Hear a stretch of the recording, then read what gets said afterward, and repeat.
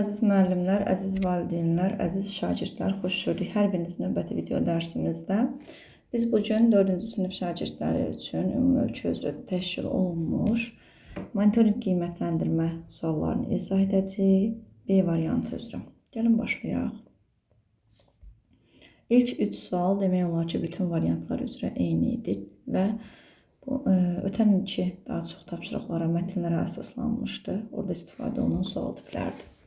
Baxırıq, verilmiş cümlələrin birində işlənmiş can qoymaq ifadəsini əvəzində işlənə bilən ifadələr müəyyən edin. Ata, sən nə edirsən? Mən bu pulları qazanmaq üçün bir həftə can qoymuşam.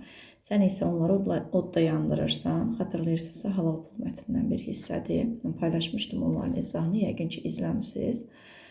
Deməli, dostlar, can qoymaq dəridən qabıqdan çıxmaqdır, bir də qan tərə batmaqdır. Cavab B variantıdır. Ümumiyyətlə, variantlar üzrə eyni tapşırıqlar da var, bir də fərqli tapşırıqlar var. Ona görə çalışacağım ki, bütün variantları səhifədə yerləşdirim. Bir-bir hər kəs öz testini izləyib yoxlaya bilsin və gələcəkdə də monitorinq imtahanında iştirak edəcək şagirdlər üçün onlara dəstək xarakterli olsun ki, onlar da bu videoları izləyib bəhrələnə bilsinlər. Hansı cümlədə məcazi mənada işlənmiş söz var? Zağcılar böyük dəstələrlə ağaclarda yuva qururlar, yoxdur. Bala çıxardığı dövrdə zağcılar daha çox işləməli olurlar. Bu məcazi mənalı sözdür, burada işləməli sözü. Çünki insan işləyir, pul qazanır, zəhmət çəkir. Amma orada işləmək yemək fərqli bir işləmək tərzidir. Yəni mətndə göstərilir də orada işləmək hansı mənada istifadə olunur. Ona görə də burada məcazi mənada işlənmiş olacaq. Cavab B variantı. Mütəxəssislər kimyəvi preparatlar tətbiq etməklə ipək sarıyan kəpənək tırtıllarını məhv etməyi düşünürdülər. Cümləsində işlənmiş preparat sözünün mənasını müəyyən edin. Preparat daha çox belə deyək, termin tipli sözlərə aid termin deyə bilərik müəyyən qədər. Daha çox ümumişləş söz kimi biz dərmandan istifadə edirik. Yəni burada uşaq gübrə sözünü, dərman sözünü, preparat sözünün mənasını anlamalıdır ki, onu fərqləndirə bilsin. Yəni və yaxud da yerinə qoya bilərsiniz ki, bax, nəyi tətbiq edib onları məhv edə bilənir. Gübrə daha çox qidalandırır, böyüdür, xörək tuzu olmaz, yüzü toz olmaz, amma dərman tətbiq etməlidirlər ki, deməli, orada tırtılları məhv etməyi düşünsünlər, yəni məhv edə bilsinlər, belə deyək. Burada Asimov və Sofiya mətni birinci gəlir. Gəlin mətni oxuyaq, 4-12-ci tapşırıqlarda mətni oxuyaraq cavablandırın. Birinci abzas. Asimov insana bənzər robotu Honda şirkəti tərəfindən hazırlanmış və ilk dəfə 2000-ci ildə təqdim edilmişdir. Bu robot 1980-ci illərdən etibarən Honda'nın robot texnika sahəsində apardığı araşdırmaların nəticəsidir. Asimov insan kimi yeriyə, qaça, pilləkən çıxa və müxtəlif jestlər edə bilən ilk robotdur. O saatda 2,7 km sürətlə hərəkət edə bilirdi və bu sürət daha sonra 9 km-ə qədər artırıldı. Həmçinin robot səs və üz tanıma texnologiyası sayəsində ünsiyyət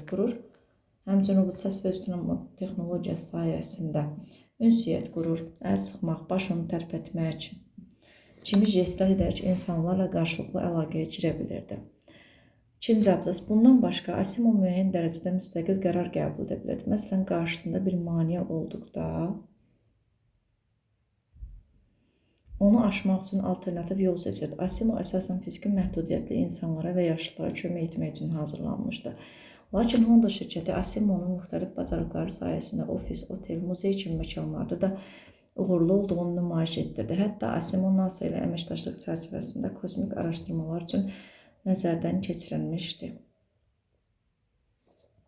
Üçüncü abzas. Bununla yanaşı Asimovun bəzi çətinlikləri də mövcuddur. Bir ədəd Asimov robotunun hazırlanması üçün təxminən 1 milyon dollar vəsait tələb olunurdu. Həmçinin o yalnız sadə ünsiyyət bacarıqlarına malik idi. 2017-ci ildə Hanson Robotics adlı başqa bir şirkət istehsal edilmiş Sofiya adlı növbəti insana bənzər robot deməli, bu sahədə Asimovu geridə qoydu. Sofiya sosial bacarıqlara malik ilk robotdur. O insanın üz ifadələrini təqlid edə bilir və daha yaxşı ünsiyyət bacarıqlarını nümayiş etdirir. Sofiya danışır, suallara cavab verir və müxtəlif duyğuları ifadə edə bilir. O, 2017-ci ildə Səudiyyə Ərəbistanı vətəndaşlığı alan ilk robot kimi tarixə düşdü. Bu isə Asimovun nail ola bilmədiyi bir yenilikdir.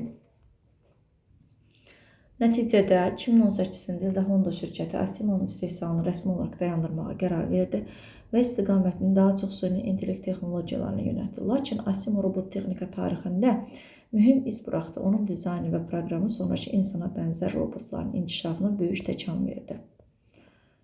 İndi isə baxırıq. Sual yoxdur, bitdi eləmi? 3-cü səhifədən başlayırıq. 4-cü sual nədir? Mətnin məzmununa əsasən hansı fikri söyləmək olar dostlar? Qeyd olunur ki, robotların zəkası insan ağlından daha üstündür. Uşaqların əksəriyyəti bu cavabı seçib, amma robot necə insan ağlından üstün ola bilər? Onu yaradan insan daxil. Robotların proqramına bütün insani duyğular köçürmək mümkündür. Onlar bütün insani duyğuları ifadə edə bilmirlər. İnsani duyğuların bir neçəsini ifadə edə bilirlər. Orada belə bir fikir yox idi ki, bütün insani duyğuları ifadə edə bilir. Robotlar insanların həyatını asanlaşdırmağa xidmət edir. Bəli, insan həyatını asanlaşdırır. Robotlar həyatının hər sahəsində insanları əvəz edir. Hər sahədə insanları əvəz edə bilməz. Məsələn, robotlar müəllimi əvəz edə bilərmi? Məsələn, fərziyyə var ki, gələcəkdə müəllimlər robotlar əvəz edəcək. Amma necə əvəz edə bilər? Axı təlim, tərbiyə, təhsil prosesi birbaşa müəllim və şagird arasında olan ünsiyyətdir. Robot bunu edə bilməz. Ona görə də cavabımız olacaq 4-də C variantı. 5. Mətnə əsasən Asimov haqqında yanlış fikir seçin. Burada bax, diqqətli olmalısınız. İnsana bənzər robotdur. Bəli, yer qaçır, pilləkən çıxa bilir. Bəli. Sosial zəkaya malikdir, saxlayırıq. Səs və üz tanıma funksiyaları var. Bəli. Amma dostlar, sosial zəkaya malik olan Sofiya idi. Mətnə təkrarən qayıdıb baxa bilərsiniz. Mən vaxt getməsin deyə hər dəfə mətnə getmirəm. Amma testi işləyəndə mütləq mətnə qayıdırıq, baxırıq, sonra yenidən işləyirik. Deməli, Sofiya robotu haqqında hansı fikir yanlışdır? İstehsalına 2017-ci ildə başlanılıb, bəli. Müxtəlif duyğuları ifadə etmək bacarığı var, bəli. Buna ilk insana bənzər robotdur. Axı biz dedik, ilk insana bənzər robot Asimovdur, Sofiya deyil. Hanson Robotics şirkətinin məhsuludur, bəli. Cavab C variantı olacaq. Hansı bənddə? Deməli, bircə dəqiqə. Aha. Səbəb nəticə əlaqəsi pozulub. Səbəb Asimov təqdim edildi, nəticə Sofiyaya maraq azaldı. Əksinə, Sofiya təqdim edildi, Asimovya maraq azaldı. Bax, burada əlaqə pozulub. Sofiya təqdim edildi, böyük marağa səbəb oldu. Robota vətəndaşlıq verildi, tarixdə heç belə fakt qeydə alındı. Asimovun istehsalı dayandırıldı, Honda şirkəti istehsal istiqamətini dəyişdi. Düzdür. Yəni, cavab A variantı. Sofiya robotunun istehsalının nəticəsində hansı hadisələr baş verdi?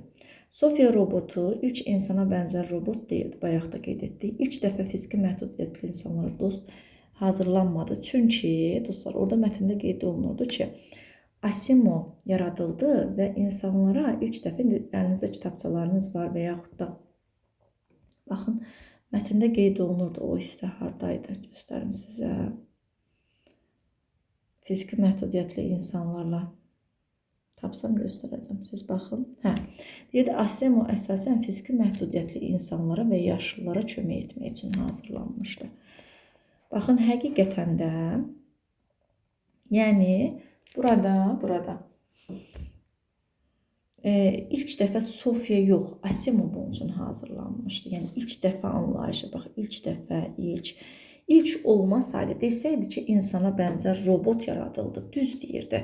Amma ilk deyəndə artıq burada Asimovdan söhbət gedir. İlk dəfə, məsələn, Sofiyada söz fiziki məhdudiyyətli insanlara dəstək üçün, insanların işini asanlaşdırmaq üçün yaradılmışdı. Amma ilk dəfə deyəndə artıq burada fikir yanlış olur. Çünki ilk dəfə bunu edən Asimovdur. Belə, davam edək. Hanson Robotics rəqabətdə önə keçdi, düzdür. Hansı ki, Sofiyanı icad etmişdir. Səudiyyə Ərəbistanı fərqli vətəndaşlara sahib oldu. Səudiyyə Ərəbistanı fərqli vətəndaşa sahib oldu. Bəli, doğrudur. 3-4. Cavab B variantı. Mətnin məzmununa əsasən yanlış fikir hansıdır?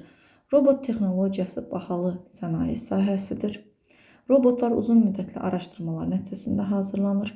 Robot sahəsində də şirkətlər arasında rəqabət olur. Dəqiqə, düz seçmişik. Deməli, yanlış fikir. Robot texnologiyası bahalı sənayedir, bəli. Uzun müddətli araşdırmanın nəticəsində hazırlanır, bəli.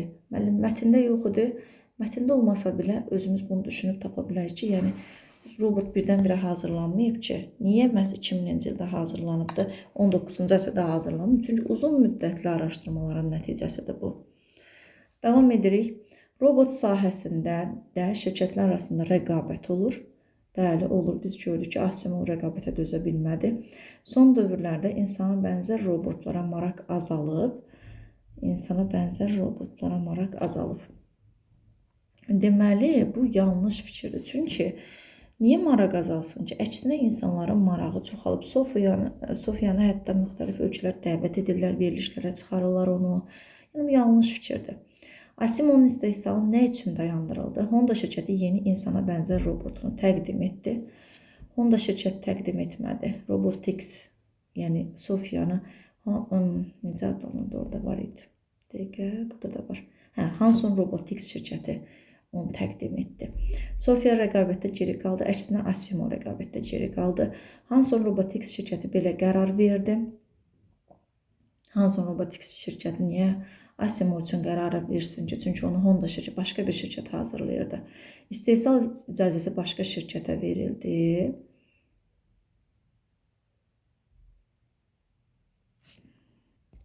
Üzrlüsəm, diqqətim dağıldı. Deyir, Sofia ilə rəqabətdə geri qaldı. Bəli, rəqabətdə geri qaldı. Bu doğru fikirdir.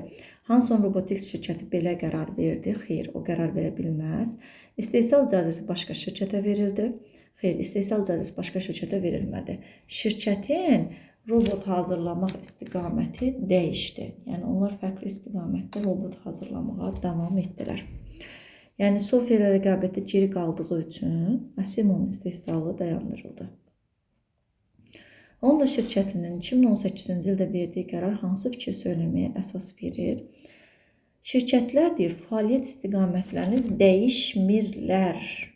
Əgər dəyişirlər desəydi, düz deyərdi. Amma dəyişmirlər dediyi üçün düz demir. Çünki orada fəaliyyət istiqamətini dəyişir. Bəzi şirkətlər